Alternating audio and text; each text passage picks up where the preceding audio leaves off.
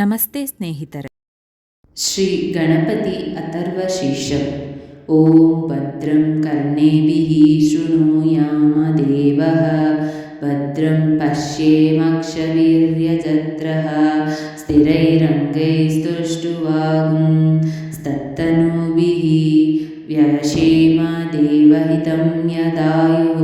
ಸ್ವಸ್ತಿ ನ ಇಂದ್ರೋ ವೃद्धಶ್ರವः ಸ್ವಸ್ತಿ ನ पूषा विश्ववेदः स्वस्ति नस्ताक्ष्यो अरिष्टनेमिः स्वस्ति नो बृहस्पतिर्दधातु.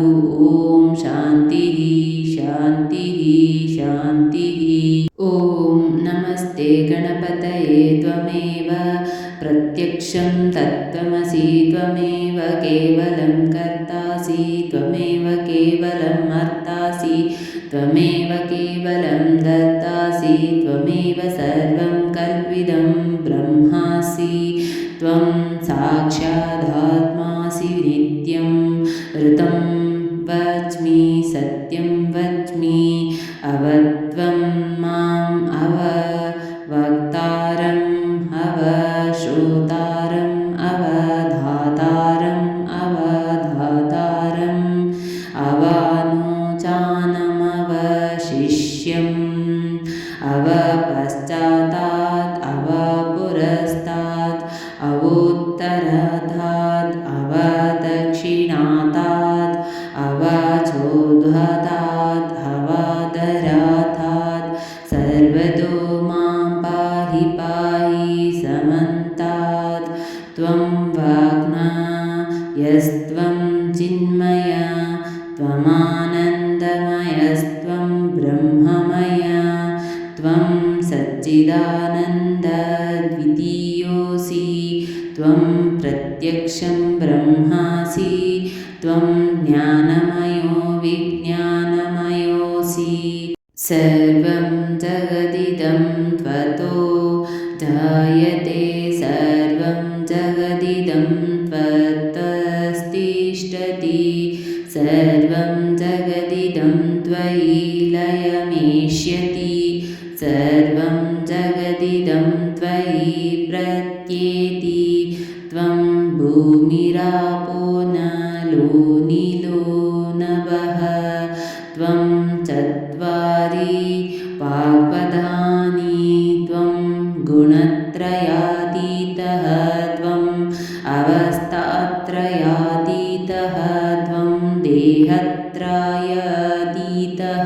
त्वं कालत्रयातीतः त्वं मूलाधारस्थितोऽसि नित्यं त्वं शक्तित्रयात्मकः त्वां योगिनो ध्यायन्ति नित्यं.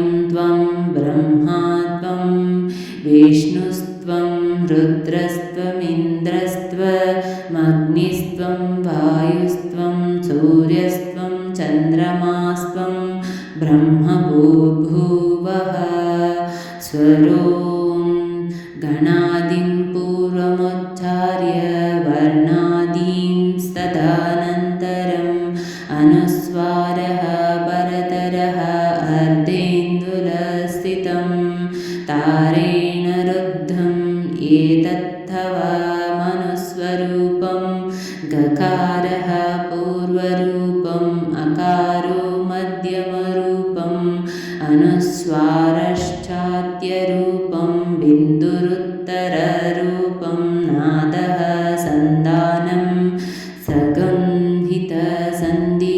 सैष गणेशविद्या गणकऋषिः निःसृद्गायत्रीछन्दः श्रीमहागणपति देवता. ॐ गं गणपतये नमः. एकदन्ताय विद्महे वक्रतुण्डाय धीमहि तन्नो दन्तिः प्रचोदयात्. एकदन्तं चतुरस्तं पाशामङ्कुशधारिणं रथं च वरदं हस्तैर्बिभ्राणं मूषकध्वजं रक्तं लम्बोदरं शूर्पकर्णकं रक्तवाससं रक्तगन्धानुलेप्तागं रक्त पुष्पैः सुपूजितं भक्तानुकम्पिनं देवं जगत्कारणमच्युतम् आविर्भूतं च सृष्ट्यादौ प्रकृते पुरुषात् परम् एवं ध्यायति यो नित्यं स योगी योगिनां वरः नमो व्रातपतये नमो गणपतये नमः प्रमथपतये नमस्तेऽस्तु लम्बोदरा ऐकदन्ताय विघ्नविनाशिने शिवसुताय श्रीवरदमूर्तये नमः एतदथर्वशीर्षं योदिते स ब्रह्मभूयाय कल्पते स सर्वविघ्नेन बाध्यते स सर्वतः सुखमेदते स पञ्चमहापापात् प्रमुच्यते सायमदीयानो दिवसकृतं पापं नाशयति प्रातरदीयानो रात्रिकृतं पापं नाशयति सायं प्रातः प्रयुञ्जानो पापो भवति सर्वत्रादीयानोपविघ्नो भवति धर्मार्थकाममोक्षं च विन्दति इदमर्थवशीर्षमाशिष्याय न देयं यो यदि मोहात् दास्यति स पापीयान् भवति सहस्रवर्धनाद्यं काममदिते तं तमनेन साधयेत् अनेन गणपतिमविष्यचति स वाग्मी भवति चतुर्थ्यमनश्नन् जपति स विद्यावान् भवति इत्यद्धर्वणवाक्यं ब्रह्माद्याचरणं विद्यान्न बिभेति कदाचनेति यो दुर्वाङ्कुरैर्यजति स वैश्रवणोपमो भवति यो लाढैर्यजति स यशोवान् भवति स मेधावान् भवति यो मोदकसहस्रेण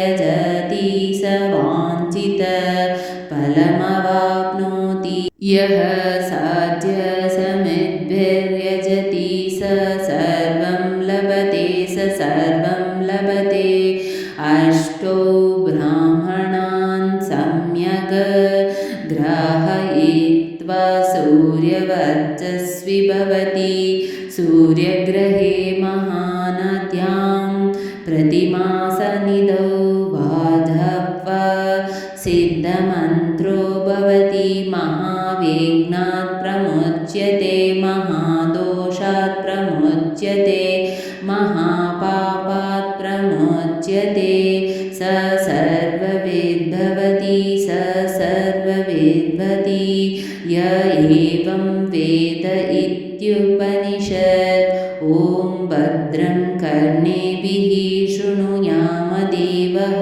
भद्रं पश्येमाक्षभिर्यजत्रः स्थिरैरङ्गैस्तुष्णुवागुं स्तनूभिः व्यशेम देवहितं यदायुः स्वस्ति न इन्द्रो वृद्धाश्रवः स्वस्ति न पूषा विश्ववेदः स्वस्ति नस्तार्क्ष्यो अरिष्टनेमिः स्वस्ति नो बृहस्पतिर्दधातु ॐ शान्तिः शान्तिः ಶಾಂತಿಃ.